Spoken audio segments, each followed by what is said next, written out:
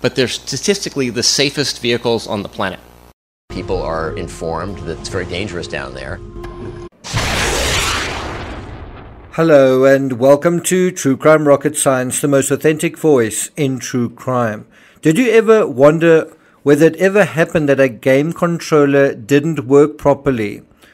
The New Yorker's Ben Taub is a Pulitzer Prize-winning feature writer who collated an incredible collection of anecdotes surrounding OceanGate and its now infamous founder, Stockton Rush. In this episode, I'm going to share one of the most shocking stories I've come across thus far, based on Taub's research. Before we get to that, if you haven't subscribed to the channel, please do. Thank you to the thousands of you who have subscribed. If you're enjoying this episode, please like, share, leave a comment. You can also hit the thanks button, and let's get started. In 2022, a BBC documentary crew went down to the Titanic in the Titan submersible. During that expedition, the CEO, that's Stockton Rush, he remained topside. He remained at the ship on the surface while sending his director of logistics and quality assurance down with the film crew. The name of the OceanGate's director of logistics and quality assurance? Scott Griffith. This is him. Griffith's role at OceanGate is to plan and do risk assessments for each dive the company makes. According to Taub, quote, Griffith piloted a scientist and 3 other passengers down, and apparently Griffith did not respond to a request for comment regarding his article in the New Yorker. Anyway, during the launch, a diver in the water noticed and reported to the surface vessel, to the ship, that something with a thruster seemed off. Something was a little bit wonky. Nevertheless, the mission continued. Now, you may remember in the analysis we looked at via Arnie Wiseman's experience, he described how certain non-critical factors might influence whether a mission was scrubbed or not. And he also mentioned how the media or celebrities might influence those decisions. I don't know whether the BBC being present meant mechanical issues were ignored or protocols overridden, but this is what happened next. According to Taub, more than 2 hours passed. After Titan touched down in the silt, Griffith fired the thrusters and then realized something was wrong. Am I spinning? Yep. Oh my God. I was thinking, we're not going to make it. We can't go anywhere but go in circles. Griffith didn't know what was going wrong. He knew something was wrong. He said, I don't know what's going on. He fiddled with I don't know if it's a PlayStation or a Logitech, but he fiddled with the controller while a passenger looked out the viewport. You've just heard, he asked, am I spinning? And she said, yes. I am? Looks like it, another passenger said. And then he says, oh my God. And so that is when the realization sort of dawned on them. One of the thrusters had been installed in the wrong direction, I guess, at the surface. And so he said, well, the only thing I can do is a 360. Essentially, you had one thrust on one side of the craft installed in the right direction, the right way, but because the one on the other side was installed facing the wrong way, it was causing the craft to go around in circles. It's not clear how the craft turns, if it's based on one thruster spinning slightly harder than the other, but based on this simple story, that does seem to be the situation, that both of them turn at the same time. And so he couldn't navigate. He was stuck going round and round in circles.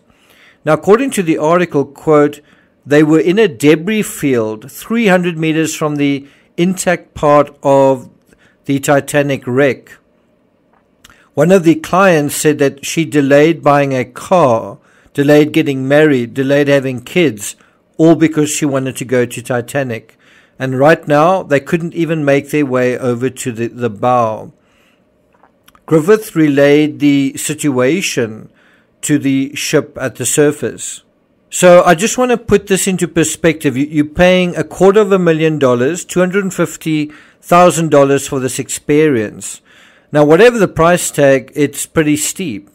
And you're actually going down with the quality controller, and when you get to the bottom, you're stuck.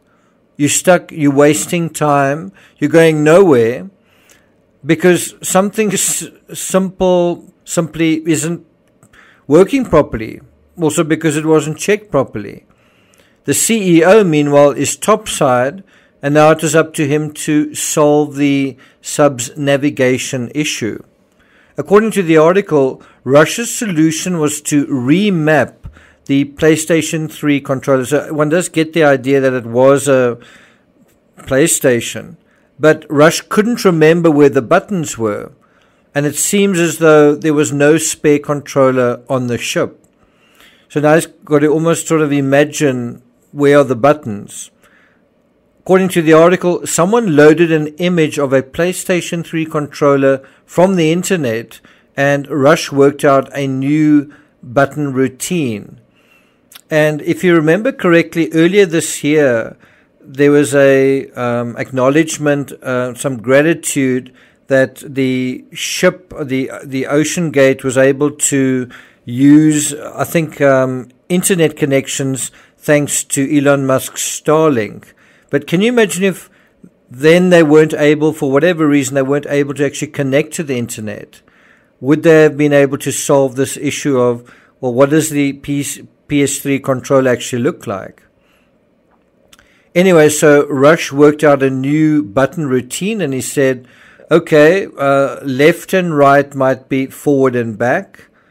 And then you sort of hear him saying, I'm not sure, it might work, let's try that. And I think what he's effectively saying is rotate the controller 45 degrees and, sort of do it that way. And so I think one's got to also ask, are we dealing with an innovative genius here or an idiot? Or maybe a bit of both? And I mean, sometimes that's true of a lot of us. We're very clever in certain ways and really make some very dumb mistakes. Meanwhile, down below, Griffith read off of his screen, according to the article. Okay, so right is forward. And bear in mind, he's 2.5 miles down below, and he's trying to figure out now how to navigate. He says, I'm going to have to write this down. Okay, so right is forward, and Rush says, great, go for it. And so one has a sense that these mishaps, which the crew seemed to get through, I mean, they got through this one, but that they only emboldened them when other mishaps occurred or symptoms of potential mishaps. We'll just fix it. It's this notion of they'd see how it went. No training of any kind and see how it went. But in terms of this anecdote, it's important to imagine 5 people 4 kilometers, that's 2.5 miles below the surface, stuck in a craft with a thruster that's been rigged the wrong way. What if they couldn't fix the problem? What if they'd opened up the controller and somehow broken it? What if there'd been a communication failure at that point? The writer for the New Yorker makes a salient point as he concludes regarding this anecdote. He writes, quote, shipwrecks are notoriously difficult and dangerous to dive. Rusted cables draped the Titanic, moving with the currents. A broken crow's nest dangles over the deck. Griffith piloted the submersible over to the wreck. This is following this issue with the controller and the passengers within feet of this wreck, while teaching himself in real time to operate a Bluetooth controller whose buttons suddenly had different functions than those for which he had trained. It's hard to think of a bigger what the fuck that the crew got through than this one. Torb's article, like Wiseman's report, provides a much deeper sense of what was really going on in this operation. And I really get a feeling that the problem wasn't ignorance or unawareness. Instead, one gets a sense that Rush was pushing things. He was seeing how much he could get away with, how far he could push things. He'd gotten away with things before, like sending the craft down with a thruster pointing the wrong way, and they'd gotten through that. They would get through things like that came up in the future. Let's not forget either that Mission 5 took place on June 18th, Father's Day, and there were a few fathers on board. In fact, all of them except the 19-year-old. Hamish Harding was a father. PH was a father. Rush himself. And of course the father and son combination of Shahzada Dawood and his son Suleiman. Probably it was a combination of sentiment and greed, and the founder thought if he could just pull it off a decent mission, if he could just end it off on a high note, then he could pocket some treasure and he'd have a good report to give his investors. And then with a little luck and with some good weather, come back even stronger and do even more missions, perhaps even with a Titan 2 and a Titan 3, a whole fleet of subs, and then they could really make a killing in 2024. And between now and then, he could fix stuff if stuff needed to be fixed. One really has a sense that this was a 14-year-old venture that was basically a failure, running at a loss, and failure was something he couldn't face. Not after failing as an astronaut, not after talking a big game about this whole mission for more than a decade. But reality also works like a kind of pressure cooker. No matter what Kool-Aid you're drinking, reality has a way of eventually being seen and felt and heard and tasted. Eventually it breaks through, whether you believe it will or not. Thank you for listening, and I'll see you guys next time.